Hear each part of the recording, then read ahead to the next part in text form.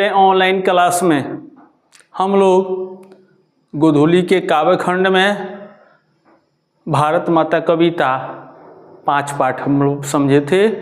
आज हम लोग छठा जनतंत्र का जन्म कविता, जिसके कवि रामधारी सिंह दिनकर हैं, इसी को हम समझेंगे। पहले ऑब्जेक्टिव क्वेश्चन और उसके बाद हम उसका सारांश समझेंगे। दिनकर की जन्म तिथि 23 सितंबर 1908 ईस्वी। जन्म स्थान बिहार का बेगूसराय जिला सिमरिया गांव। मृत्यु तिथि 24 अप्रैल 1974 ईस्वी। माता मनरूप देवी, पिता रवि सिंह। प्रारंभिक शिक्षा गांव, उच्च शिक्षा मोकामा पटना में हुई। 1928 में मैट्रिक किए, 1932 में बीए।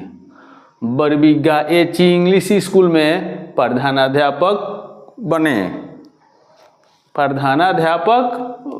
बने। जनसंपर्क विभाग में सब रजिस्ट्रार, सब डायरेक्टर और बिहार विश्वविद्यालय में प्रोफेसर रहे। हिंदी के प्रोफेसर रहे। भागलपुर विश्वविद्यालय में उपकुलपति भी रहे।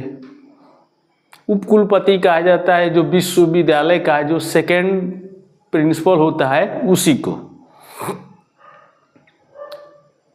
राज्यसभा के सांसद रहे। दिनकर राष्ट्र कवि और गद्यकार थे। उन्होंने जो भी कविता लिखा है दिनकर ने देश की समस्याओं पर लिखा है, इसलिए इनको राष्ट्र कवि भी कहा जाता है। इनकी रचनाएं प्रणभंग, रेणुका, हुंकार, रसवंती, अर्धनारीश्वर, उर्वशी, संस्कृति के 4 अध्याय, इसके अलावे भी कुछ है। उर्वशी रचना पर दिनकर को ज्ञानपीठ पुरस्कार मिला। संस्कृति के 4 अध्याय पर साहित्य अकादमी पुरस्कार मिला। सदियों की गुलामी के बाद भारत स्वतंत्र हुआ है, यानी सैकड़ों साल भारत गुलाम रहा। भारत में जनतंत्र लोकतंत्र की स्थापना हुई है। भारत जब आज़ाद हुआ तो 1952 में आम चुनाव हुआ। अब भारत में लोकतंत्र की स्थापना हुई है। उसी समय इन्होंने 1952 के आसपास में कविता लिखी है। अब सिंहासन पर जनता बैठेगी, सिर पर मुकुट रखना है। जनता को सिंहासन पर बैठाना है, सिर पर मुकुट रखना है। 33 करोड़ सिंहासन तैयार करने की बात कवि कहते हैं। जनता हमारी लोकतंत्र में राजा के समान है, लेकिन जनता की स्थिति बहुत खराब है भारत की, कि जनता अबोध मूर्तें हैं, मूर्ति के समान, फूल के समान, जहाँ तोड़ लो वहाँ फेंक दो। दूध मुही बच्ची के समान, जिसको दूध पिला दो शांत हो जाएगी। जनता बहुत वेदना दुख सहती है। जनता का स्वपन जो होता है बहुत अजेय होता है। कवि दिनकर के अनुसार आज के देवता किसान मजदूर है, जो खेत खलिहान सड़कों पर मिलेंगे। दिनकर छायावादी राष्ट्रीय भावधारा के कवि है। आज राजदंड हल फावड़े कुदाल बनेंगे। कवि नेताओं को सिंहासन खाली करने को कहता है, क्योंकि उस जनता को बैठाना है। भारत दुनिया का बड़ा लोकतंत्र है, क्योंकि यहाँ पर ज़्यादा लोग वोट देने वाले हैं। जनता के हुंकार से राजा का ताज उड़ जाता है और महलों की नींव जनता के हुंकार से उखड़ जाती है, कि जनता में कितनी ताकत होती है। यही है आपको ऑब्जेक्टिव, इसको पढ़िएगा। इसमें से प्रश्न मैट्रिक के एग्जाम में आएंगे। अब हम इसका जनतंत्र का जन्म कविता का सारांश समझ रहे हैं। भारत अंग्रेजों की गुलामी से यानी 200 वर्षों के बाद आज़ाद हुआ। और भारत में लोकतंत्र की स्थापना हुई, जनतंत्र की स्थापना हुई। कवि को खुशी हुई कि जनतंत्र की स्थापना हुई तो जनता की स्थिति सुधरेगी, जनता खुश होगी। लेकिन हुआ इसके उल्टे, कवि को इस पर दुख हुआ और उस समय के वर्तमान राजनीतिक दशा, भारत की स्थिति का चित्रण कवि ने इसमें किया है। कहते हैं कवि दिनकर कि जनता तो मालिक है लोकतंत्र में, लेकिन जनता को हमारे नेता ऐसे हिसाब से किनारे लगा दिए हैं कि वोट लेने के समय पैर छूते हैं जनता का, लेकिन वोट ले लेने के बाद जनता को दुख में डाल देते हैं। उसी का विरोध करते हुए कवि कहते हैं सिंहासन खाली करो कि जनता अब आती है। जनता अब दुख सहती है। जनता का चित्रण करते हुए कवि कहते हैं नेताओं की मनमानी के कारण हमारे देश की जनता भूखी है, नंगी है, भीतर भीतर दुख सहती है। उसके मुंह में लंबी जीभ है लेकिन खोलकर नहीं कहती है। क्यों? नेताओं के डर से। और जनता का चित्रण करते हुए कवि कहते हैं कि यह अबोध मूर्तें हैं, जहाँ खड़ा कर दिया जाएगा खड़े हो जाएंगे, क्योंकि अशिक्षित है।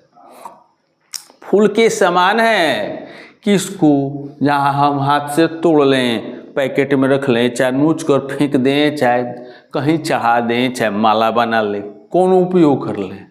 जनता दूध मुही बच्ची के समान है कि जिस तरह दूध मुही बच्ची को दूध खत्म हो जाता है तो वह रोने लगती है, चिल्लाने लगती है, तो उसको थोड़ा सा दूध दे दिया जाता है तो मस्त हो जाती है, और फिर रोती है तो वो झुनझुना खिलौना दे दिया जाता है, उसी में मस्त हो जाती है। इस तरह जनता को हमारे नेताओं ने बना दिया है, संविधान निर्माताओं ने जनता को छल दिया है। और इसी पर कवि कहते हैं इतना होने के बावजूद भी अगर देश की जनता पर अत्याचार होता है तो जनता विरोध करना शुरू कर देगी। अब जनता जब हुंकार भरेगी तो राजाओं के ताज हवा में उड़ जाएंगे, राजाओं के महलों के नींव उखड़ जाएंगे, नेताओं का नाश हो जाएगा। कवि कहता है कि अभी से भी नेता जनता को समझ लें, 33 करोड़ सिंहासन तैयार करें। जनता आ रही है, समय का घर घर नाद, यानी समय बदल चुका है। उसको 33 करोड़ सिंहासन पर 33 करोड़ जनता को बैठाना है, उसके सिर पर मुकुट रखना है। अब आज राज तिलक जनता का होगा, राजा का नहीं।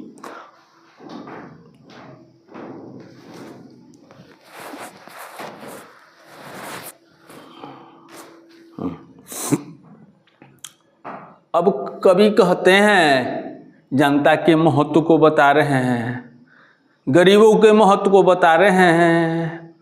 अरे मूर्ख, तुम न्योता को खोजते हो राजप्रसादों में, मंदिर में, तहखानों में धूप अगरबत्ती दिखाते हो। ये समझ जाओ आज के देवता हमारे किसान हैं, मजदूर हैं, क्योंकि किसान मेहनत नहीं करेंगे खेतों में तो हमको भोजन नहीं मिल पाएगा, और मजदूर काम करना बंद कर दें तो हमारा देश पीछे चला जाएगा। इसलिए आज के देवता किसान और मजदूर हैं, और कहीं सड़क बना रहे हैं, कहीं खेतों में काम कर रहे हैं। अगर हमको आज के देवता को खोजना है तो सड़कों पर और खेतों में, खलिहानों में जाना होगा। यही हमारे अन्नदाता है, हमारे देश के निर्माता है। कवि इसको समझा रहे हैं। और आज का जो राजदंड होना चाहिए तो हमारे मजदूर कुदाल से काम करते हैं, किसान भी कुदाल से काम करते हैं, फावड़े से काम करते हैं, हल से काम करते हैं। तो देश का राज चिन्ह जो होना चाहिए, हल होना चाहिए, कुदाल होना चाहिए, फावड़ा होना चाहिए। इसी के बारे में कवि ने समझाया है। तो जनता को कब तक धोखा दिया जाएगा? जनता जब समझ जाएगी तो एक दिन धोखा देने वाला का अंत हो ही जाएगा। हमारे देश का इतिहास साक्षी है। इंदिरा गांधी बड़ी नेता थी, उनका भी अंत हुआ। हमारे देश में पंडित नेहरू थे, उनका भी अंत हुआ।